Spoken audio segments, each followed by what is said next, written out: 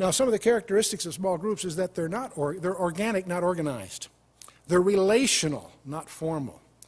The reason they're so effective at transforming lives is that they're intimate and they're authentic. They're real people doing real things. They're not just being exposed to some prepared lectures or movies or whatever. And the other thing, as I mentioned before, it is a persecution-proof structure, and I think that's extremely profound. And it's going to be more and more needed as the years come by. I do believe that America too is heading for some dark times. Many of us are very encouraged by some of the things we've seen, but I think we're also perceptive enough to realize that this nation is heading for some difficult times. The freedoms that you and I have taken for granted over the last number of decades are evaporating quickly. Some of them irrevocably. Some of them have to.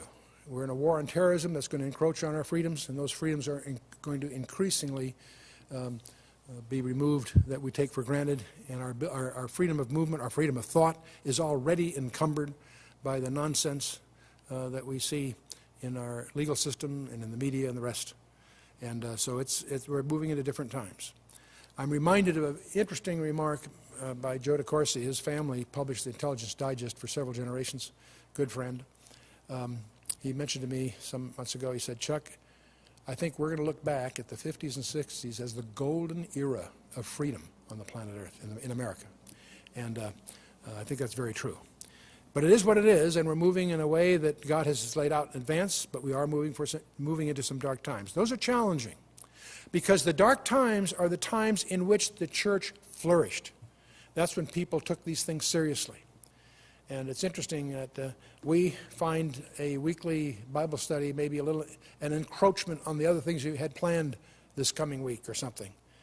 And yet, when it's a matter of life and death, it's a whole different ballgame. People start taking it seriously. They take the Bible seriously. They take Christ seriously. And so that can be fruitful from the point of view of the church. They say the church matures under tears. And indeed, the history bears that out. It multiplies under pressure. The incredible heel of Rome caused that church to spread throughout the known world in those just a few years. And it flourishes in the desert, it sees in the dark, it thrives on chaos. And that's one reason I tend to, a lot of people say, "Gee, Chuck, wish you did give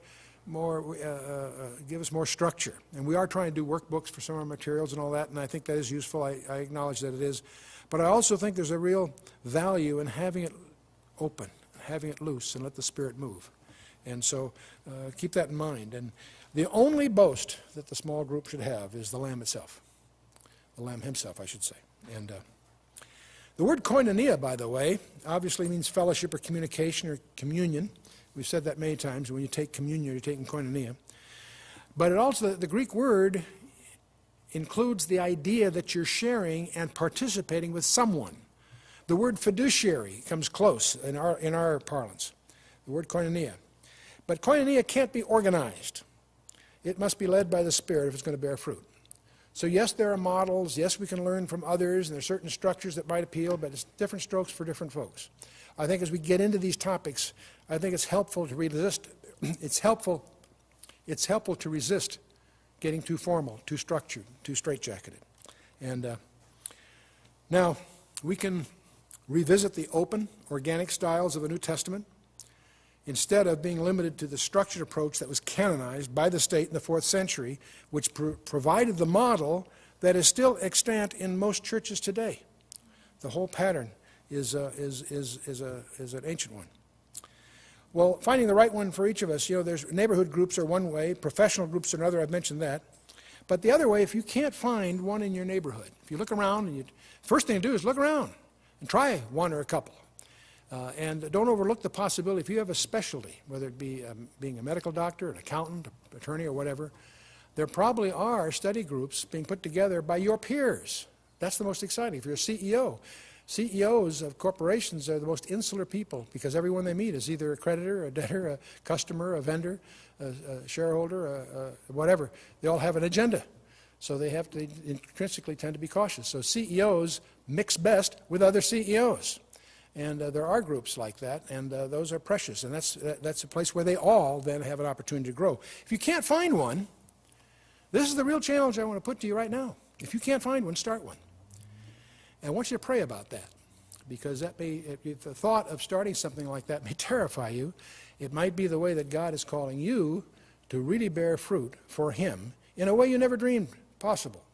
And you'll discover that it's easier than you possibly can imagine, and it will bear more fruit for you personally than you can imagine, and more important than that, it will affect lives that you can't even begin to imagine.